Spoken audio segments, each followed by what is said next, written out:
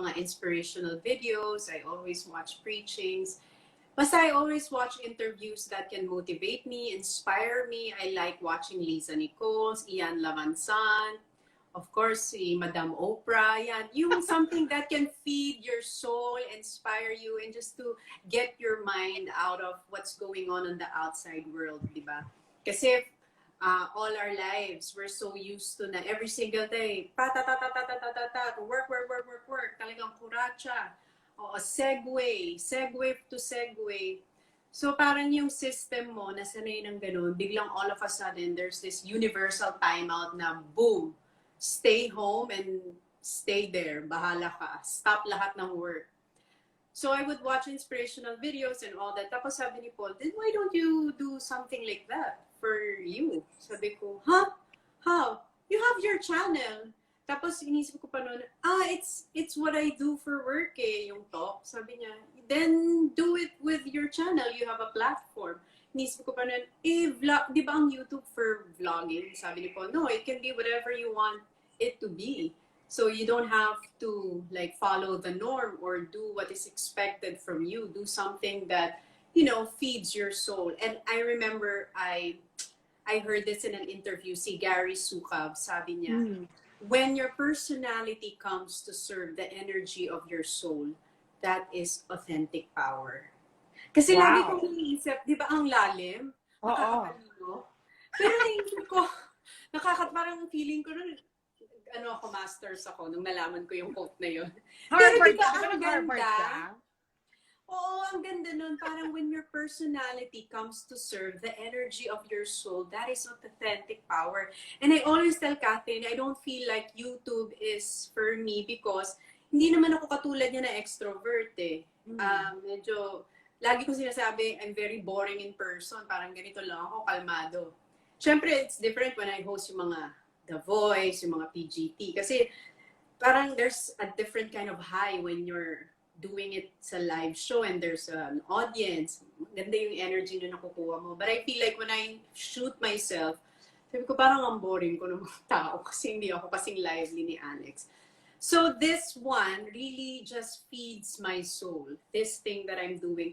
And it was not intentional na gawin namin siyang parang testimony na gawin namin siyang ganon. I remember, natatawa ako si Miko when I was doing I Feel You. Miko Del Rosario. Siyempre, I Feel You, we tape it. Tapos I was talking to Edward Barber and Mai for I Feel You. Tapos our conversation got deeper and deeper. It became spiritual, sabi ni Miko. Hoy, ano ba naman to? Pa 700 club ka na. Sabi ko, talaga Miko? Sabi ko, oo, ano ba yan? Pa 700 club na yung mga usapan nyo ni Mai. Ipopromote lang natin yung show nila. Sabi ko, ay ganun ba? Masyado na kaming lumali. So, kaya yun. Naging ganun yung Toni Talks. It was not talaga parang, I wanted it to be like this. It just so happened na yung naging flow ng conversation, naging dun talaga pumunta. Ang ganda niya. Kasi para talaga hindi siya hard sell. So parang na-affect ka slowly, na you are taken into the journey of the person you're talking to. How do you choose your guests? I always, alam ni AC to, kaming dalawa. Nakakatuwa ako kasi pag may nagme-message sa amin, your prod team, your team, or your staff. Tatlo lang kami dito. Cameraman, ako, tsaka si AC. So sino pa? Ikaw tsaka si AC? May isa pa? AC! Dalawa halos nga. Nakakaloka. Oo, eto na. Akala nila, oh, thank you so much to your team or to your staff. Parang sabi ko, tatlo lang kami dito. Ako, si AC. As in, ganun lang. Alam mo, pag nag-iisip kami ng guest for Toni Talks, sometimes I would just close my eyes or meditate on it. You know how this whole pandemic talaga napaka-importante ng meditation.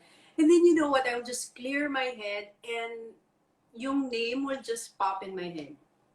I don't know if it's spiritual guidance or it has something to do with like, I don't know. Pero I really believe na parang may divine intervention yung mga guests namin. Kasi kapag, di ba, pag pumigit ka, tapos iniisip mo, like with Baron, I clearly remember that. Pag pigit ko na sa dining area ko, Baron. Tapos yung sumunod, Rika. And you know what's something na na-edit out to, hindi na namin sinama dun sa episode ni Baron. I got goosebumps when I read Mark 5:21. This is not being religious or anything. Because yung testimony ni Rika about the bleeding woman is the same story about Talita Kumi. It's in one story. Bago pumunta si Jesus to heal that dead girl, nadaanan niya si bleeding woman. So magkasunod yung guess ko, isang scripture yung inanila. Sabi ko, ay, grabe talaga. Okay, 700 club moment talaga itong nangyari sa akin. How did the pandemic parang sort of affect your career? Career-wise, alam mo, hindi ko siya, ito in all honesty ha, career-wise, nung natigil yung work, hindi siya yung something na parang, kung dati to, nung in my 20s, siguro parang nawiwindang na ako. Wah! Wala work! Diba? Parang, wah! Gagawin ko, nawiwindang ako. The whole this universal timeout talaga, I don't know for some reason, may peace naman in my heart. There is peace na, parang, you know, I guess you get to a certain point in your life, or I guess it comes with age, no? Na parang you know that everything happens for a reason. Although there are days, you can't deny na may anxiety, may lakas ng fear, ang lakas ng shocks, anong gagawin. Pero may peace naman siya na parang, yeah, everybody needs this time. This time to heal, to feel, to learn, to grow, to assess, reassess the past decisions that we made in our lives. And then assess also Hi, Mommy. Love you, Sevi. Si Paul is watching. Si Paul ang ninarag ko. Kalagin, please. So, siya talaga with this, pantulog and all, nakahiga na sila ni Sevi. Kasi alam mo, 8 p.m. is, bedtime na sa amin. Oh my God, really? So, ano oras ang wake up time nyo? Ganun din, tumataginting na 7:30 a.m. or Ang haba 8 ng tulog a.m. nyo, ha? Kasi nga may toddler. Require yon True. na mahaba ang tulog Sa nila. siya natutulog pa rin? Yes, oo. He has his room, pero kasi parang i-cherish mo itong moment na to dahil alam mo, ang bilis na lang nito, di ba? Pag nagpasok na yan sa regular school, tapos may friends na yan, wala na. Pag na-discover so, na talaga, 4 years old. Sebi is 4 years Yeah. old at plakadong Toni G ang best, di ba? Talaga? Oo, kamukha ko, girl. Yes. Lakas ng dugo mo. Di ba? Nanalo ang Ginebra. Natalo ang Alaska. Sorry. How many more do you want? How many more? Siguro one more. One more. Boy or girl, doesn't matter. Gusto namin ako personally gusto ko ng boy. Gusto ko pa ng isang boy. Kasi puro girls na sa family namin. Tapos si Alex, di ba? Pagkapatid mo, kahit isa, parang feeling mo may 10 kapatid kang babae with Alex. Parang okay ka na dun sa girl. Gusto ko na isa pang boy. Pero you know, mararamdaman mo na kahit boy or girl, basta as long as healthy. Okay na ako kahit. Are you guys trying this pandemic or bahala na si Lord? Try lang ang try. Practice makes perfect siguro. Parang perfectin na lang natin. Wala namang ginagawa perfectin na lang siguro yung mga ganyang bagay. True. Pero si Sevi, 4 years old na, magpa-5 na, humihingi na siya. Ano? Humihingi na siya ng kapatid. Hindi nga Nasa stage pa siya na pag sinasabi ko na, are you ready for a little brother? Hindi pa siya ready. Tapos alam mo, nakakaloka tong bagets na to talaga si Sevi. Pag nakita niya, siya ang batayan ko na kailangan ko na mag-workout. Pag medyo malaki na yung tiyan ko, itatap niya. You're not pregnant, ha? Gaganin niya ako. You're not pregnant. Sabi ko, oo, malaki lang yung tiyan ko. Sige na, mag-workout na ako bukas. Napadami lang ang kain ng chips. Ito naman. Pero isa ka sa pinakamaninipis na bewang sa showbiz na nakita ko ever. Apart from having the best legs in the industry, ha? Pinakamaninipis na bewang. Nox. Pero wait, anong nami-miss mo about acting? Acting naman, kasi you still host, di ba? Nag-PBB ka, tapos you have I Feel You. You're still doing what you love, which is your first love, which is hosting, di ba? But you're also a very, very good actress. What do you miss about acting? What do I miss about acting? Yung pretending. Oh. Pretending to be someone you're not. Living in someone's shoes. Portraying a role na hindi ikaw, na hindi mo gagawin sa totoong buhay. What it's like to do that kind of decision. Parang yun na makakamiss. Yung to pretend. Yung Diba, dalawang, acting is like, oo, acting is like that, diba? You inhabit the character. Yung dalawang movies mo na favorite ko, syempre, You Are the One with Sam Milby, tsaka Starting Over Again with Papa P. Is that your highest, your biggest blockbuster, yung Starting Over Again? Or meron pang mas mataas doon? yung mas mataas padating pala. Nakas! Kine-claim mo, di ba? The highest That's so far in your career. Starting Over Again ba yung biggest mo na blockbuster? For the record now, for the record. Oo, kasi yun yung nasa top 10 sa buong history ng Pilipinas, di ba? Kasama siya. Oo, thank you, Lord. Ang ganda-ganda nun. Kasi syempre, di ba, parang may confrontation ka with Iza Calzado. Pero ang pinaka tumatak sa akin na eksena mo ever in all of your movies is the one in You Are the One with Jody Santa Maria. Yung di ba, para ate mo siya. Sabi ko, oh my God, si Toni G actress siya. Napakaganda ng movie na yun. What are your favorite movies of yourself? Parang halos lahat. Although may mga movies ako narinig ko dati kay Joey De Leon. Na dati kausap namin si Tito Joey na si Pulaga pa ako. Tapos nag-mention ako ng isang name. Tapos ginamit niya yung term na, forgettable. Yan mga forgettables ko. Sabi niya gano'n. Sabi ko, gayahin ko nga yun. So, lahat ng movies ko memorable. Lahat favorite ko. Pero may siguro isa-dalawa akong forgettables. Yung pwede ko namang kalimutan. Hindi ko naman siyempre sabihin kung ano. Pero meron kang, may ganun ka na parang sa life mo, ibabalikan mo na, forgettable itong ginawa ko. Bakit mo ba nagawa ito? May mga ganun. Pero you learn something from that project. Oo, so yun eh. Sabi ni Bianca G, My Amnesia Girl with JL. Ay, oo. Yun, gusto ni Paul. Actually, alam mo, ang pinaka-favorite kong movie ni si Paul pala, ang pinaka-favorite daw niyang movie ko na ginawa ko. Sa lahat may Only You. Sino yun? Si Vong Navarro, Derek Cathy Garcia. Yun naman ang favorite niya. Bakit daw? Hindi ko alam sa kanya. Gusto niya yung concept ng My Only You. Mamamatay Pero kami. ikaw, ano yung mga, like you, what are your favorite movies of yourself? Yung sobra ka nag-enjoy na alala mo and everything, na pag lumalabas kayo mga tao, oh my God, I love you in this movie. Siyempre, daming memorable. Siguro lahat ng movie, may special memory and may special place sa heart ko. Siyempre, yung first movie ko sa Star Cinema, very memorable yun, yung The Anothers. With Vong? Kasi wala pa akong alam sa pelikula noon. Actually, ang saya-saya ko nung time na yun, napaka-innocent ko sa paggawa ng movies. Akala ko yung movies parang isang project na ganun lang, papasok ka, gagawin mo, tapos na. Kasi may victory party yun, si Sir Gabby, nandun. Tapos sabi ko, saya pala mag-movie pagkatapos may party. Hindi ko naiintindihan na kaya lang magpa-party kasi victory party, kasi nag-100 million. Hindi ko alam na yung time na yun, malaking bagay pala yung nagwa 100 million. So, first time ko yun. Akala ko lahat ng pelikula ganun, may party after. Hanggang sa along the way, marirelease mo, hindi na party. Hindi nag 100 million. So, yun. Ganun pala yun. So, yung first ko, syempre yun, yung The Anothers.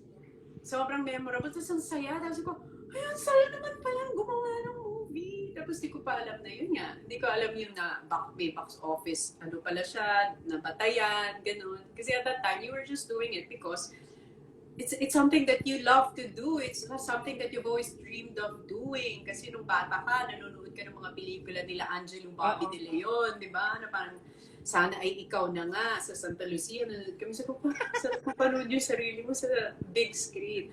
So, nandun ka lang dun sa idea na ang saya, you're watching yourself on the big screen.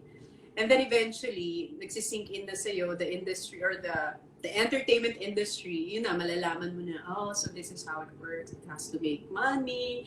It has to do well in the box office. Ganyan. So, memorable sa akin yung The Anothers. Tapos siguro second was my first rom-com, yung You Are the One, right after The Ganda Anothers. nun! Yun yung ano sa Embassy si Sam, di ba? Oo, kasi yun naman yung time na ginawa ko yun, sabi ko, ito talaga gusto kong gawin ng mga pelikula. Rom-com. Yun. Yun Doon yung ko na, after lumabas doon na ni nagsulit Sam from... na. Yun yung after na lumabas ni Sam from PBB House, di ba?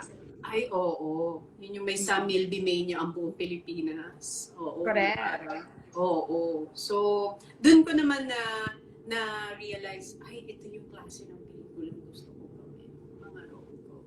Yun. What was it like filming with Sam? Kasi di ba parang sa PBB pa lang, nagtutuksuhan na yung mga tao, tinutukso ka na sa... Parang si Maya tayo nagtutukso sa'yo kay Sam, or crush ka ni Sam, or crush mo si Sam, parang ganon. Parang basta may love team na even in PBB, di ba? Parang ganon. Alam mo, ang unang love team ni Sam Milby, actually, si Mariel. Siya yung... Talaga? Siya sa Uplate, yung Sam Milby, mga ganun-ganun siya. Dating, siya yung parang, tapos naalala ko pa nung lumabas si Sam, naka-wedding gown siya, winelcome niya si Sam. Sila yon yung dating cute-cute na pairing nung time na yun. Kasi ako naman, patay naman ako nun kay Uma, Kuni. Totoo ba? Oo. Siya. Nagpipicture pa ako nun for K-Tex. Uma, Kuni. Alam ni K-Tex. So, nung una mo nakita si Sam, anong na-feel mo? Paglabas niya, di ba? Nakikita ko na si Sam when I would go inside sa aquarium. Nakapasok ka na doon, G3, doon sa Yeah, nakapasok na yung paikot, oo. Oo, di ba? So nakita ko siya noon nung time na yun. Pero wala naman, parang one of the housemates lang siya. Tapos, yun, walang masyadong feeling until nung si Tita Malu, yun nga. Ay, hindi pala. Nag-interview pala siya sa The Buzz. Tapos tinanong siya, sinong showbiz crush mo? Ikaw? Oo, sinagot, Toni Gonzaga. Ang nakakatawa pa dito sa mga pinsan ko. Totoo ba yan? Sinabi ni Swans nung Sam Milby, ikaw daw ang crush. Parang nagduda pa sila. Ultimo yung kapamilya ko, nagdududa sila na naging crush ako. Sabi ko, talaga? Ikaw ang crush? Sabi ko, sakit naman. Hindi kayo naniwala. Ano na feel mo nung sinabi niya yun? Di ba ikaw yung nag-interview sa kanya noon? Sa The Buzz? Oo. Hindi, Tito Boy pa yun, 2005, wala pa ako sa The Buzz. Na-interview ko siya nung lumabas siya sa PBB. Oo. So, Tapos, ano na mo nung narinig mo na crush ka ni Sam? di naging crush mo na din. Ay, crush ako. Crush ko na din. Diba? Bilang 20-year-old, as a 20-year-old sweet girl, crush ka! Man, yun na nga, crush ko na din siya. Oo, di nagka-crushan na. Ganun. Niligawan ka na, di ba? Tapos yung si Tita Malu, gawa sila ng movie. Yun na nga yun, You Are the One. Yes, You Are the One. What was it like filming with Sam? Na-crush niyo yung isa't isa? Ay, alam mo, Katniel, my Edward levels, ganun. Puro ko, ewan, di mo na maintindihan yung kaartihan mo nung time na yun. Siyempre, puro kayo pakyut sa isa't isa. Nagpapakyut na kayo sa nagpapakyut pa kayo sa eksena. Walang humpayang pakyutan na sa isa't na, ay, naku talaga. Pero na-feel mo na niligawan ka niya? Na-feel mo na niligawan ka niya? Or parang cute-cute lang yun? Oo, may time naman na gano'n talaga. Nagdadala siya Naniligawan ka talaga niya? Oo, nagdadala yan ng mga... Alala ko pa rin, nandun pa si Rika sa dressing room namin. Pag meron silang parang tour or US or may show abroad, ayan na, ang mga chocolates, ang mga ano.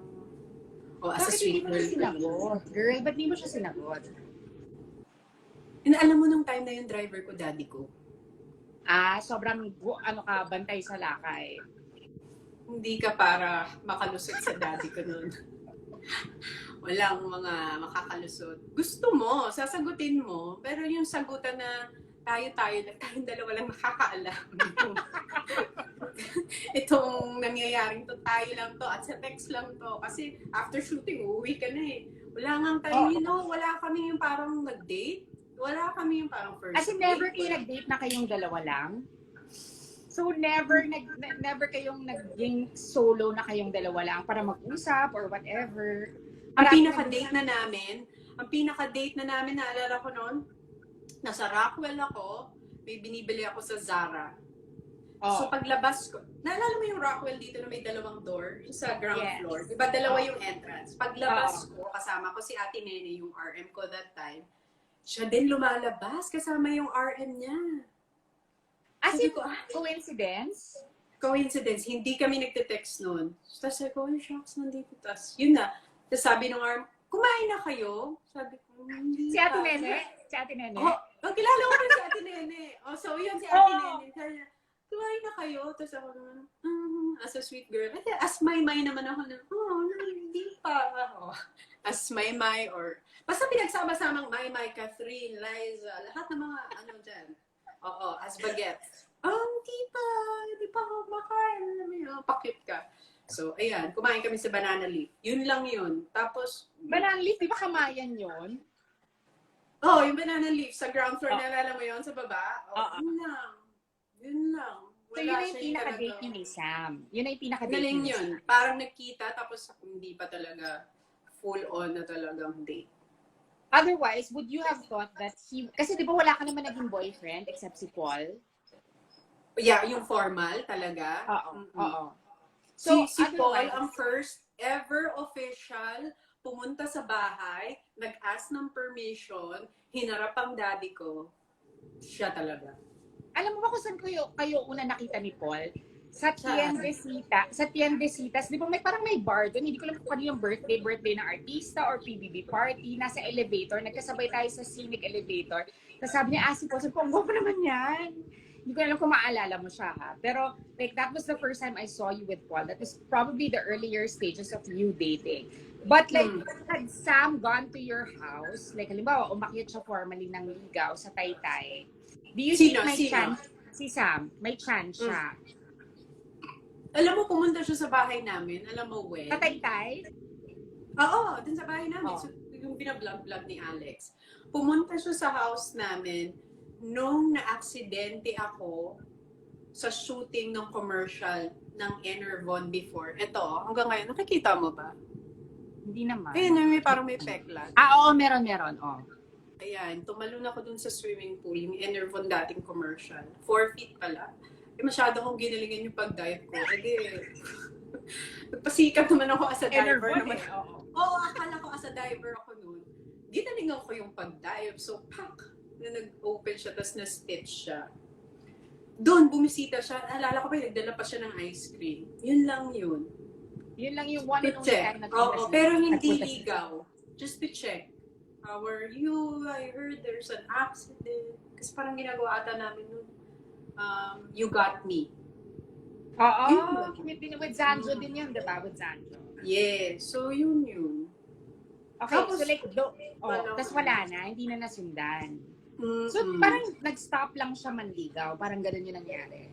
Hindi naman, kasi diba, or may formal he was also doing maging sino ka man.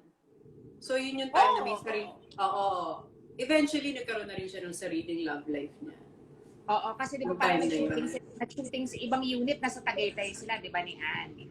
Parang nasa Tagaytay sila ni Anne. Tapos yung units nyo, parang nasa Manila. Nasa Manila yung units nyo, di ba? Nag-writer ka ba sa Maging Sino Ka Man? Hindi, pero same kasi ng unit kay Tita Malu. Star Creatives. So alam ko yung kwento. So anyway, so nagkaroon siya ng sarili niyang love life. Nagkaroon ka rin ng sarili mong... Uy, si Jot, nandito. Hi, Jot. Hi!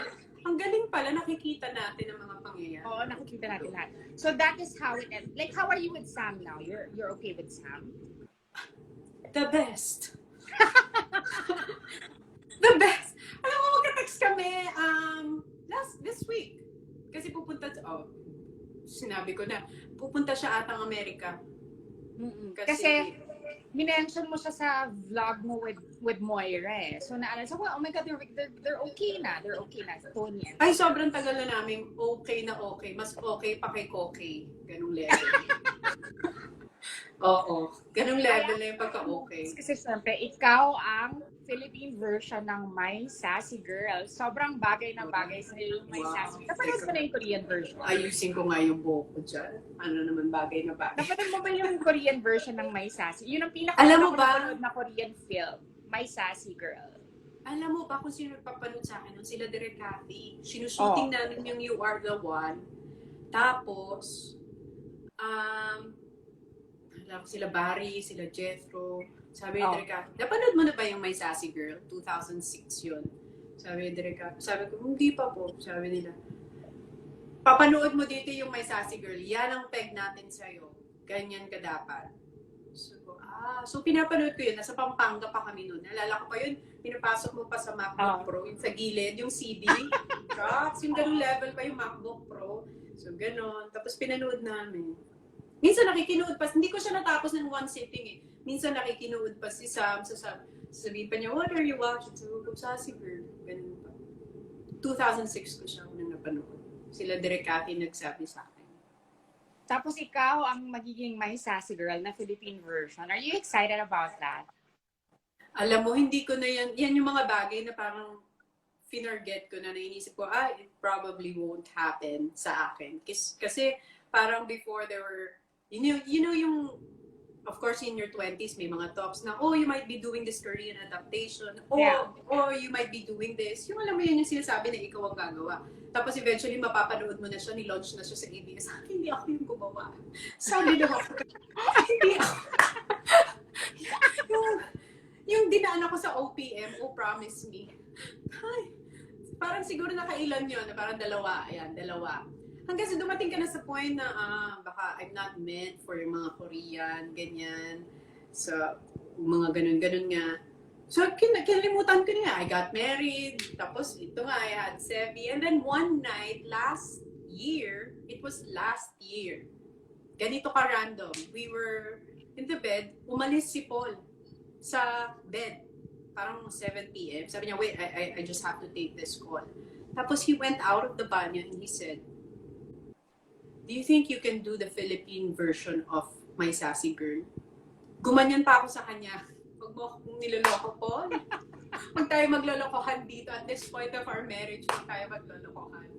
So sabi niya, no, I'm serious. Sabi ko, why? I just got a call from Boss Vic Del Rosario.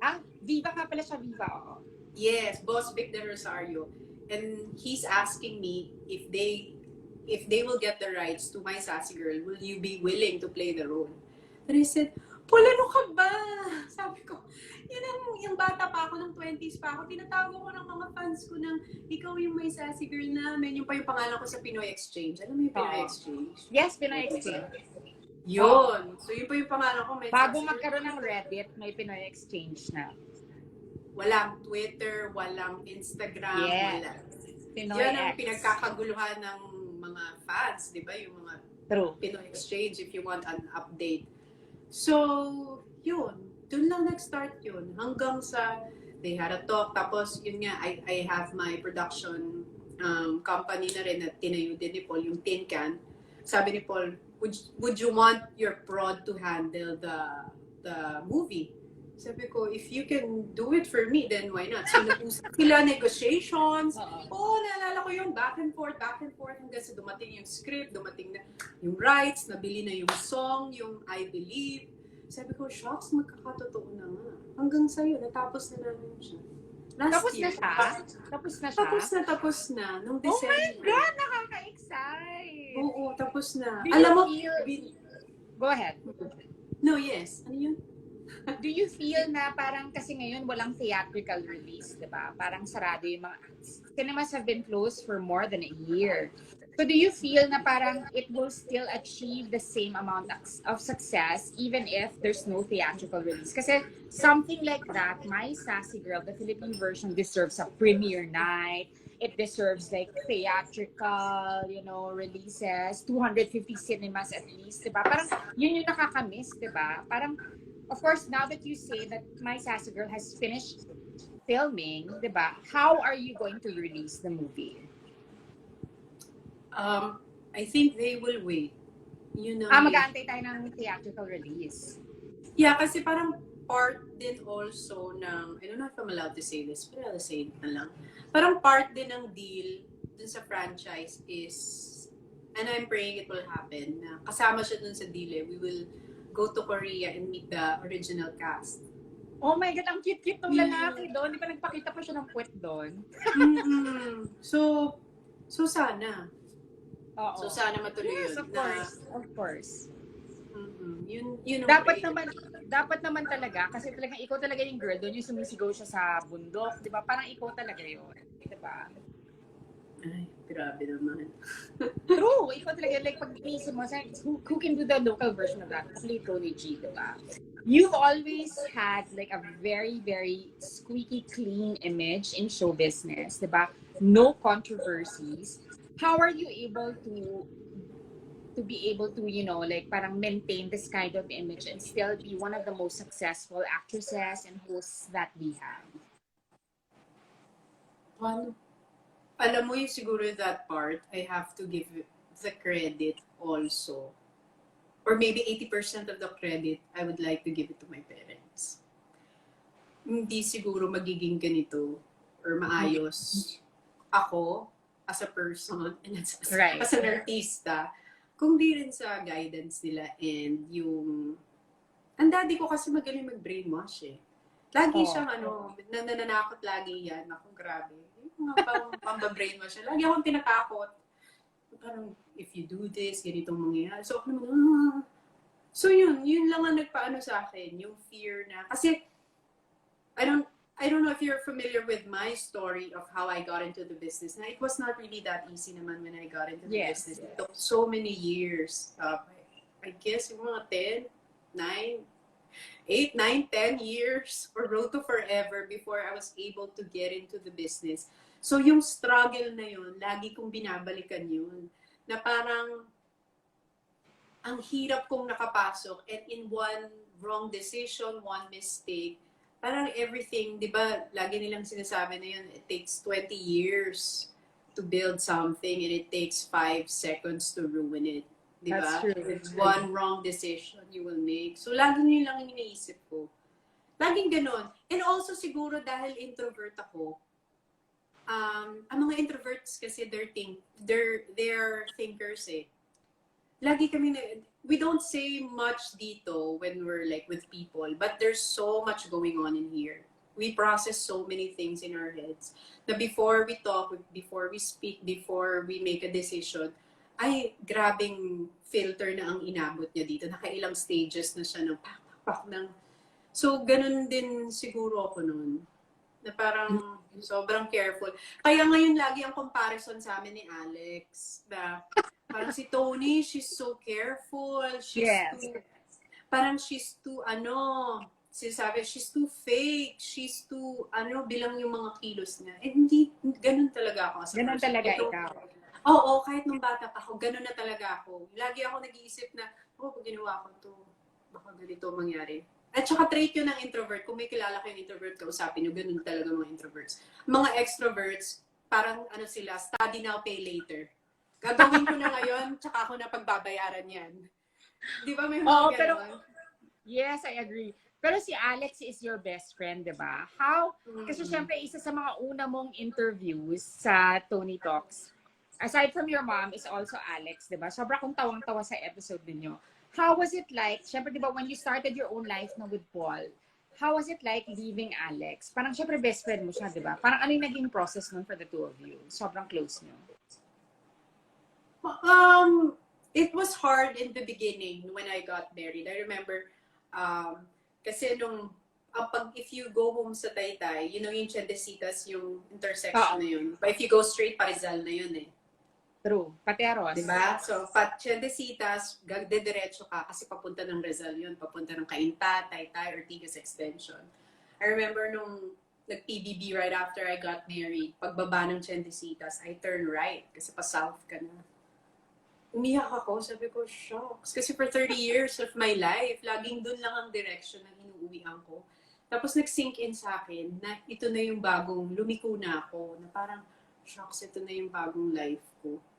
It took a year before nag-adjust kami. And I remember pag si Paul may mga shoots, like 3-day shoot, Siyempre, wala pa si Sebi nun. Si Alex would always sleep over.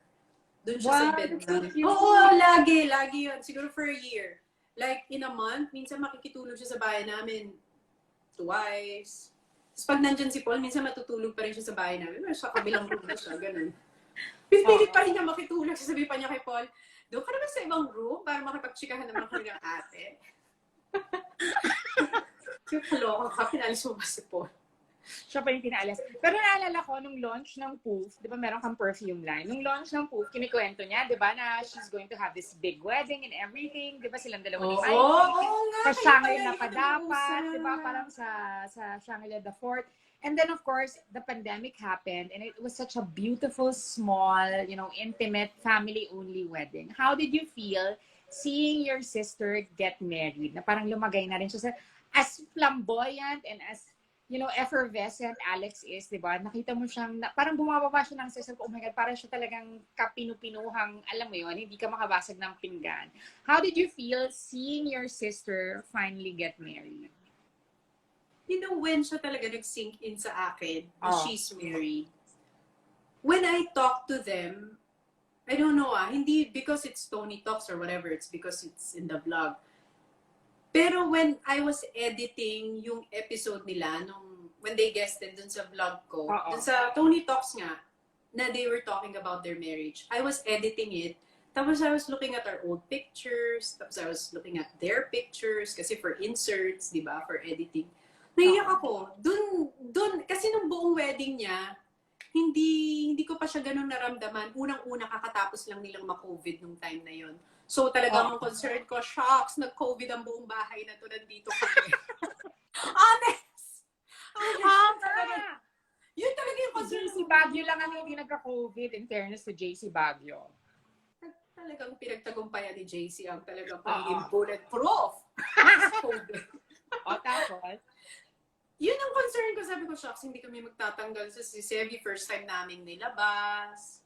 Hindi nagsisink in yung buong ceremony. Tapos, when they were doing their vows, nakatingin ako kay Sevi kasi ayokong guluhin niya yung mangyayari in case. So, we were like, so hindi ko masyadong na-absorb yung nangyayari. And they had their own world, they were crying. Hindi ko nga masyadong narinig yung vows nila eh. Kasi ang concern ko doon, si Sevi, quiet, or parang ganon. Kasi hindi siya nagsisink in until nga nung ginawa ko yung sit-down interview. And when we were doing the interview, wala pa nga eh. Parang puro jokes pa eh. When I was editing it, sabi ko, shocks, may partner na siya. I even texted her. Sabi ko, naiiyak ako sa'yo for this new chapter in your life.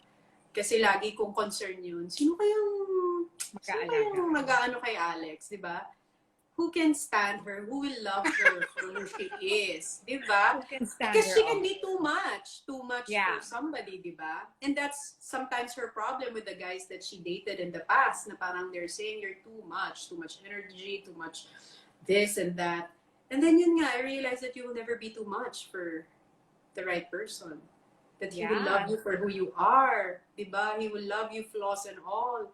That your weaknesses are also parang, it adds to your beauty, di ba? Parang, yun, natouch ako doon na there's really someone for everybody. May isa talagang ilalaan para sa'yo. Very ate ka dyan. Para sa lahat ng nagkaroon lang ng, alam mo yun, na meron silang magandang plano para ikasal itong mga panahon natin na to, but hindi syempre natutuloy. Based on your experience with your sister, what advice can you give, the couples that really want to get married and, na parang they're thinking if it's the right time to get married or they should maybe hold off and wait a while until it is over. Based on your observation on what happened with Alex, your sister, what is that one advice you can give as an older sister? To people who want to get married, to couples. Yes, but hindi nila sure kung kailangan nilang magpakasal now or magpakasal ba sila after ng pandemic. Ano yung pwede mong mabigay sa kanila na advice? Siguro, I don't know, hindi naman ako talaga parang feeling ko expert sa love when it comes to that department, about marriage and love, because I'm also like, a newlywed. I'm also just like you guys experiencing life and we are experiencing this together. But what I do know is that you have to go back to the reason why you want to marry that person. Because everything else is just a bonus. Parang additional na lang yun. You have to go back to the core na why do you want to get married. The why has to be solid, and then the how is going to be easy. If the why is solid, yung reason, madali na yung how, magagawa nyo ng paraan yan. Pero if the why is strong, yung reason, diba, yung love nyo for each other, that's the one that will tell you na this is the wedding that you were supposed to do, this is what we're going to do. At saka yung babae, diba, may women's intuition. Totoo. I guess that's something that you have to listen sa loob. It's not something that you hear on the outside. It's something that you listen on the inside, dito sa heart mo. Kasi nobody can ever like give you an advice or tell you how you should decide for yourself.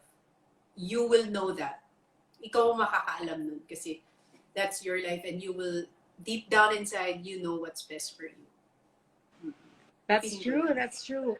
And you know, as a last question, I want to ask, kasi diba, a lot of couples have been quarantined together for more than a year now. Hindi tayo sanay to have our partners, you know, 24/7 nandyan, diba? Kasi parang lalabas tayo, magtatrabaho. Lalo na ikaw, you're very busy. Paul is also a very busy director, diba? So, what are the things that you learn about, you know, being together in a state of quarantine na pwede mong ibahagi sa mga married couple or kahit hindi married couple, those who are, you know, separated in quarantine, those who are together in quarantine, sa mga mag-aasawa, ano yung mga natutunan mo about yourself and about your marriage with Paul that you can probably share with our married couples that have been together for more than a year now in quarantine? If there's one thing that I've learned sa whole pandemic na to and handling a relationship with your spouse, number one is respect. How much do you respect your partner? Because your respect determines the relationship that you have. Diba? You respect the space, you respect his feelings, you respect his timing and everything, and then you converse about it. And the way you converse to your husband says so much on how you respect him, your manner of talking to him. It's not what you say, but how you say it. Doon ko napatunayan na grabe, ang laking factor ng respect for each other during this pandemic. Because we all have different styles of dealing with things. Kahit na married kayo, you are both different people. Magkaiba kayo ng ways. Like, lalo ako, introvert ako, tapos introvert din si Paul. We have our own ways of dealing some things na when we're going through like worries or anxiety, we have our own style and ways of approaching things. And then you respect that. And then when somebody's ready to open up, and then you're ready to talk about it, you know, then that's the time na, sige, let's talk about it. Parang ang laking factor talaga ng respect sa relationship. Kasi it dictates yung I don't know, ano bang word doon? Parang it dictates the mood in the house. Di ba? Yung energy. Yeah, when two people respect each other, alam mo yung, ay, hindi ko sisigawan to, hindi ko siya, nagmo-moment siya, okay, ganyan, oo. Ganun. Respect ang natutunan ko dito talaga. Aside from communication. Because you know what, you can communicate all you want, but if there's no respect, magsisigawan at magsisigawan lang kayo. Communication is, di ba? Communication is the key to marriage, pero ang communication naman, ha! Di ba? Sigawan kayo ng sigaw. Tapos sabi mo, talaga nagko-communicate kami every single day. May nagko-communicate kami, pero sigawan naman kayo ng sigawan, di ba? Ibang communication naman yun. But if there is respect, you will know how to communicate to your partner. Yun siguro respect. And not just with feeling ko, not just with your partner. Yung respect mo also, di ba, crisis reveals character. That's yung true. respect mo also on how you deal with things, on what's going on the outside. Di ba? The way you respect other people, the way you give opinions about other people, just says so much about your character on how you respect certain people in your life and your family, di ba? Parang That's ganun. very true. That's very true. What is the one thing that you learned about, God in this time of providence, in this time of protection, in this time of pandemic? You know, ano, simple lang. I learned to shut up and listen. I've been talking all my life. Parang feeling ko ganun. And when we pray, di ba? Lord, please, ito naman, alam mo naman yung problema ko, please ayusin mo to. All we ever did in our whole life is just talk to Him. But there was never a time that we were just listening. Di ba? And for you to listen, I love this book that I'm reading right now. Yung binili ni Paul. Nasabi niya that listen is the anagram of the word silent. For Wow. you, I love it. It's the same letters. Yeah. Listen and silent, right? Oh, so for you to listen is for you to be silent. Just be silent. Because you know what, the answers will come. His parang discernment will come. His wisdom will come once you learn how to keep quiet and just listen. Because kung papansinin mo, ang ingay nating lahat. And this whole pandemic also, di ba? Opinion nito, war dito, word war dito. You know, yung Twitter war, word war, bashing. I don't agree with you. I agree with you.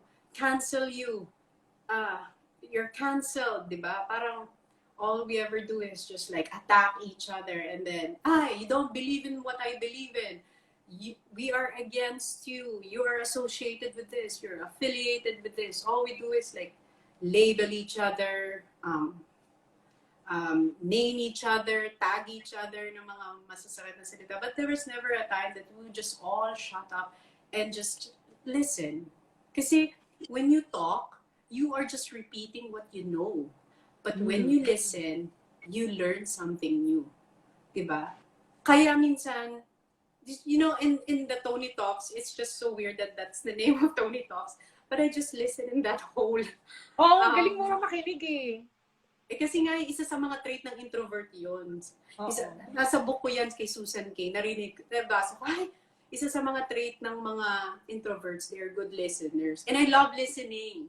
Ako talaga, I love listening. Pag pumasok ako sa isang room, kikinig lang ako.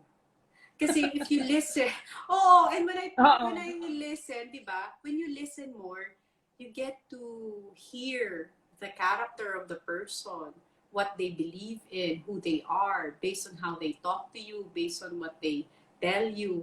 Na-assess mo sila. So ako, I love listening. And that's what God really parang told me, is to shut up and listen to me. This is what I'm going to do. Diba? It's not about what you will do, what you can do. No. It's not that about anymore. Watch what I will do. Diba? Parang pumitik lang si God, lahat tayo, ano lang yan? Correct. Nagulat tayo Yes, lahat, you have to diba? lift a finger. That's a great insight. Just, keep quiet and listen. Kasi tama ka eh. Like we all say, parang, Lord, hirap na kasi nangyayari. Wala akong trabaho, wala akong ganyan. Parang may sakit yung nanay ko, may lahat. But, it pays to just keep silent. I've never, thought about like silent being an anagram of listen. Thank you for that great insight. You've given us a lot of great insights this evening.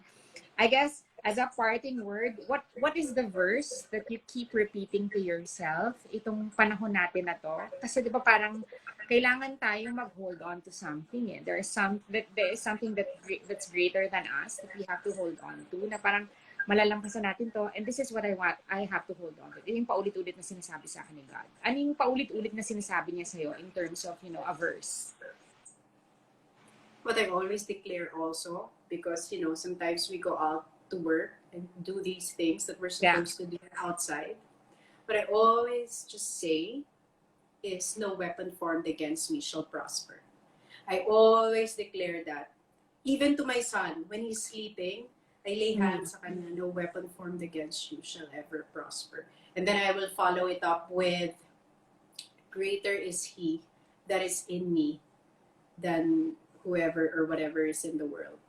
Parang I always go to what is inside me and who lives inside me. And yung last, which is like they call it, di ba, mantra. I always do this before I go on stage, I do something. Basta pag nasa backstage na ako, tapos mag-host ng something, or kakanta, or sa asap, di ba maghihintay ka sa gilid. Bago ako lumabas, I always say this to myself. I can do all things through Christ who strengthens me. Because when my confidence is so low, my faith in myself is so low, I borrow His faith, I borrow His confidence, and I just borrow everything from Him. Kasi minsan mauubos ka eh. Diba? Parang ubos ka na. So, hihiram ka talaga ng lakas kasi hindi mo kakayanan lahat. So, lagi lang ganun. I can do all things through Christ who strengthens me. Kasi yung I can do all things, mapapagod ka, may hangganan ka. Pero, di ba, if you ask for His guidance, His strength, His wisdom, His everything, mahihiramin ka naman niya. Just ask.